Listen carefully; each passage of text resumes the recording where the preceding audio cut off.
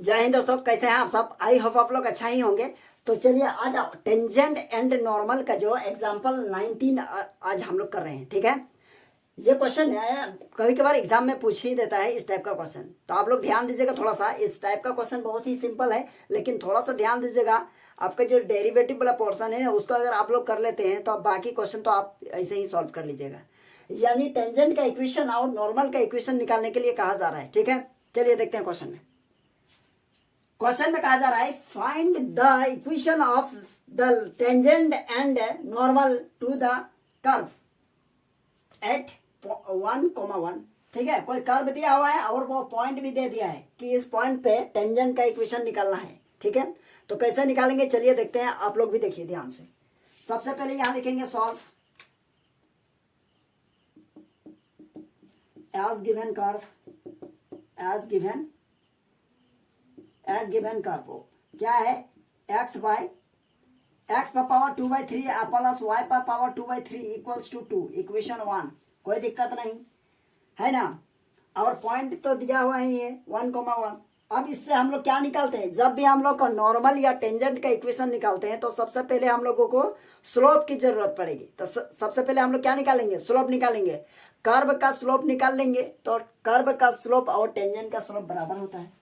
तो यहां लिखेंगे डिफरेंशिएशन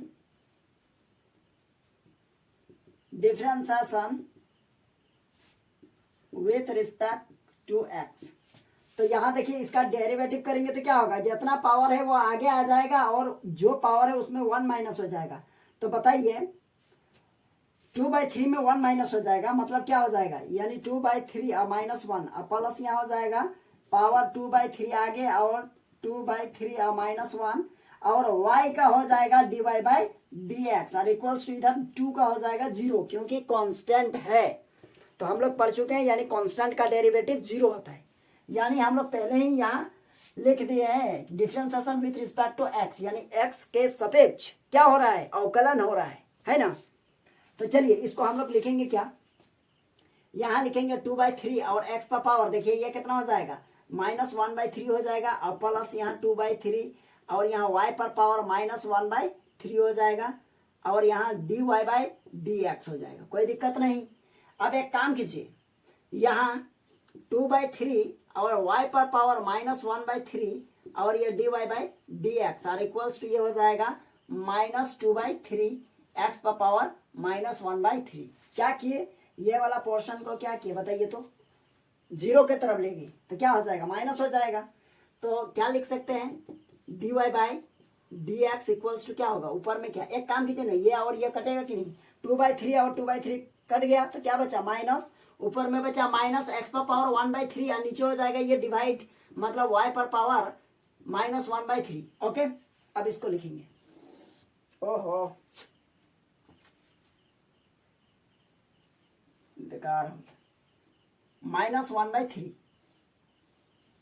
चलिए ठीक है। अब तो यहां हम लोग लिख सकते हैं क्या, dy/dx। अब यहां देखिए ये माइनस है ना, इस माइनस को यहां लिख देते हैं आगे, कोई दिक्कत है। और पावर देखिए यदि माइनस रहेगा, ध्यान दीजिए थोड़ा सा, x पर पावर -2 तो इसको लिख सकते हैं 1/2। अगर 1/, में लिख देंगे तो माइनस क्या हो जाएगा, खत्म हो जाएगा। और यदि रहा x पर पावर -2 तो इसको ऊपर कर दीजिए, है ना, ऊपर कर दीजिए, माइनस खत्म हो जाएगा। तो कहने का मतलब रेसिप्रोकल कर दीजिए उसका। यहां देखिए ये इसको ऊपर ले जाएंगे और ऊपर वाला को नीचे ले आएंगे, मतलब क्या हो जाएगा, y पर पावर ऊपर लिखेंगे तो +1/3 और x पर पावर +1/3 नीचे हो जाएगा। क्या किए, नीचे से ऊपर, ऊपर से नीचे। अब इसको लिख सकते हैं dy/dx इक्वल्स टू, अच्छा कुछ दिया है पॉइंट भी, 1,1 और माइनस इसको लिख सकते हैं कितना, y/x और इस पर पावर कितना 1/3। समझा कि नहीं, जैसे x पर पावर m है और यहाँ y पर पावर भी m है तो इसको लिख सकते हैं x/1 और पूरे पर पावर m। होता है कि नहीं, यह अलजेब्रिक का बेसिक है। अब यहाँ देखिए x का भी 1 और y का भी 1 वैल्यू रखिए, dy/dx और इक्वल्स टू यहाँ हो जाएगा, चलिए यहाँ तो लिखेंगे 1,1 और यहाँ माइनस होगा 1/1 और इस पर पावर 1/3 कर दीजिए। अब देखिए 1 कट के 1 होगा और 1 पर पावर कुछ भी कीजिए तो वह वैल्यू 1 ही रहेगा, है ना। तो यहाँ dy/dx इक्वल्स टू क्या हो जाएगा बताइए, तो -1 हो गया। यानी स्लोप हम लोगों को कितना मिला, -1। अब हम लोग क्या निकालेंगे, टेंजेंट का इक्वेशन और नॉर्मल का इक्वेशन। यहाँ तक काम तो हो गया है, आप लोगों को समझ में भी आ गया है। अब देखिए यहाँ लिखेंगे क्या, the equation of tangent at 1,1। तो टेंजेंट का इक्वेशन क्या होता है, देखिए यहाँ होता है y माइनस y1 और बराबर यहाँ dy बाई dx और यहाँ x माइनस x1 होता है।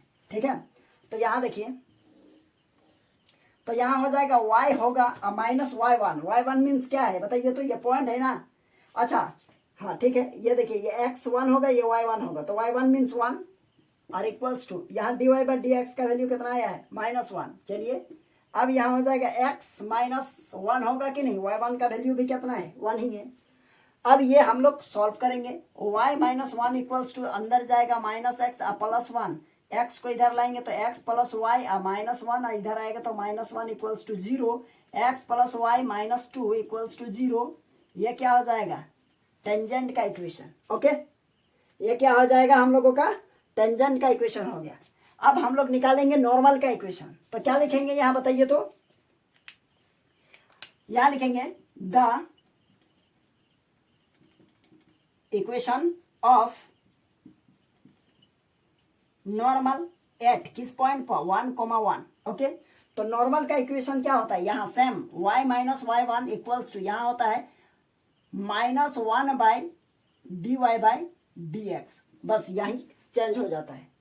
अब यहाँ हो जाएगा x माइनस x1, तो ये हो जाएगा y माइनस ये भी 1 होगा और यहाँ -1 है, ऊपर में dy बाई dx का वैल्यू भी -1 है।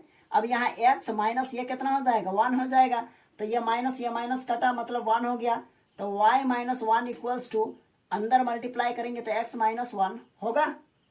अब x को इधर लाएंगे तो क्या हो जाएगा, यहाँ देखिए -x, या फिर हम यह कह सकते हैं y माइनस एक्स और -1 को इधर लाएंगे तो +1 इक्वल्स टू 0, तो हो जाएगा y माइनस एक्स और ये तो कट के 0 हो जाएगा इक्वल्स टू 0। तो ये क्या हो जाएगा, ये नॉर्मल का इक्वेशन हो गया। ठीक है, तो क्या है, अब हम लोगों को देखिए टेंजेंट और नॉर्मल का इक्वेशन निकालने के लिए सबसे पहले हमको स्लोप की जरूरत होती है। ठीक है, अगर हम लोगों को स्लोप मिल जाता है, यहाँ देखिए स्लोप हम लोग निकाल चुके हैं ना, ये क्या है, स्लोप है, स्लोप मिल चुका है, तो टेंजेंट के लिए ये वाला फार्मूला लगाइएगा, टेंजेंट का इक्वेशन निकालने के लिए ये वाला फार्मूला और नॉर्मल का इक्वेशन निकालने के लिए ये वाला फार्मूला। ठीक है, तो चलिए ये टेंजेंट और नॉर्मल का इक्वेशन हम लोग निकालिए। ठीक है, तो चलिए फिर हम लोग नेक्स्ट क्वेश्चन में मिलते हैं फिर।